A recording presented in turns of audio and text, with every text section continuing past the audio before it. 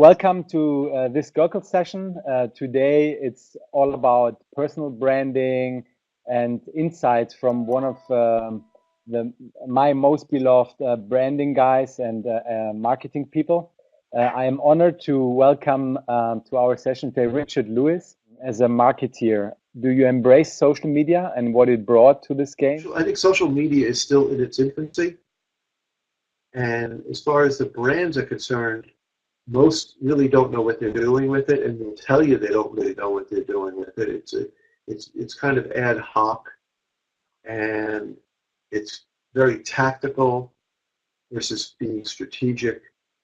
And the companies feel like they have to be in the game because everybody else is in the game, but I think they really have trouble making a business out of it, or using it as an effective tool to create more business. I think it's got, you know what it is? It's like if you think of if you're shooting a rifle, okay, a rifle can be very powerful when you aim at something, but also a rifle has a kick, and if you don't hold it properly, it can hit you in the head and knock you over. And I think social media has that kind of power, that it can undo the guy who's shooting the gun. Talking about social media, I would like to come a little bit closer to our today's session topic, which is more of a personal branding and a career advice thing. Do you think that people are brands? Are you a brand? Am I a brand? Yes, I think, I think we are all brands. We are all brands, because if you, and some people resent, people who either don't like their brand or don't like the whole notion of personal brands, resent that notion.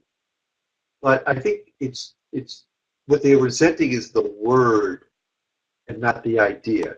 Because as I said a moment ago, if you substitute the word brand, you substitute the word reputation for brand, everybody says, well, they have a reputation, and they understand what that means. They understand that people have opinions about them. Well, a brand is really just sort of like a business way of looking at a person's reputation. Do you see value in actually recognizing your personal brand, defining it, and living up to it? Absolutely, because I think what you have to do is because if you treat yourself, particularly if you're in the business of business, or you're in whatever it is you're trying to accomplish as a person, say in a career or in life, it's really another way of this. It's a self-examination of what your objectives are, how you want to get there, what your strategies are to deliver those objectives, and it's sort of an assessment of how you're doing, and how based on, because your success is largely driven by what others think of you. So your latest book is called Why Hire Jennifer? How to Use Branding and Uncommon Sense to Get Your First Job, Last Job, and Every Job in Between. So why did you write this book? I wrote this book because I realized I've been teaching at New York University for the last few years, and I teach a branding course.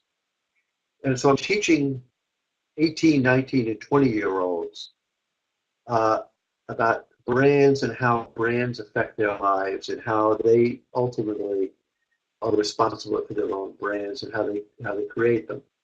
So I think the branding notion, I realized, was sort of half the equation towards their success. The other half is about how to go about finding a good job. So there's another thing. What I loved about your book very much is a graph or an image that supports the whole concept and idea you're talking about.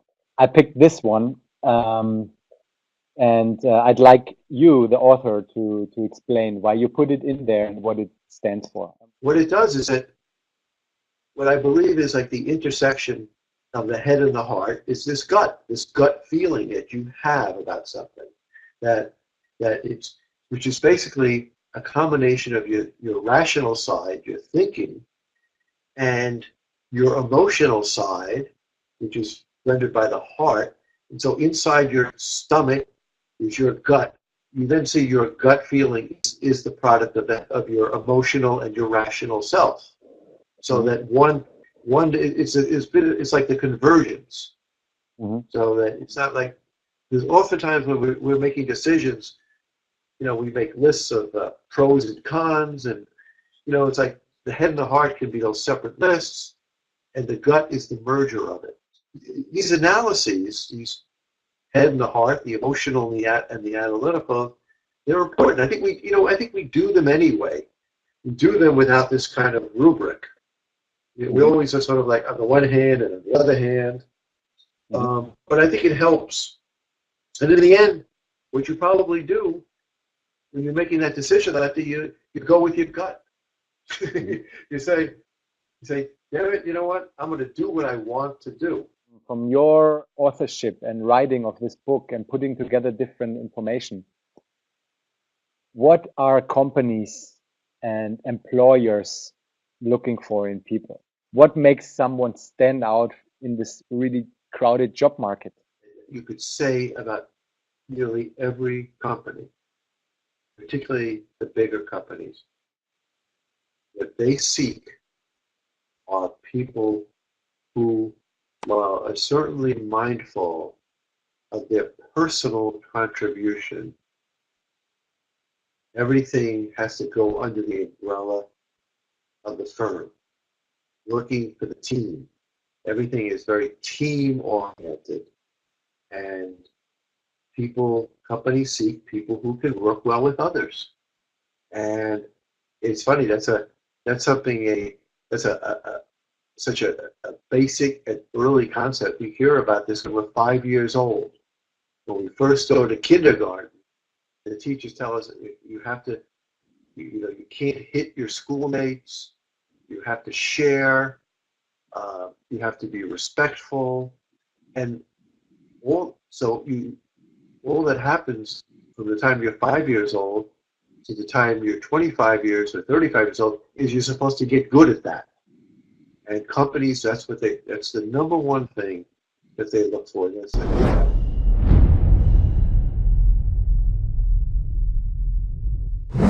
Powered by Jazio.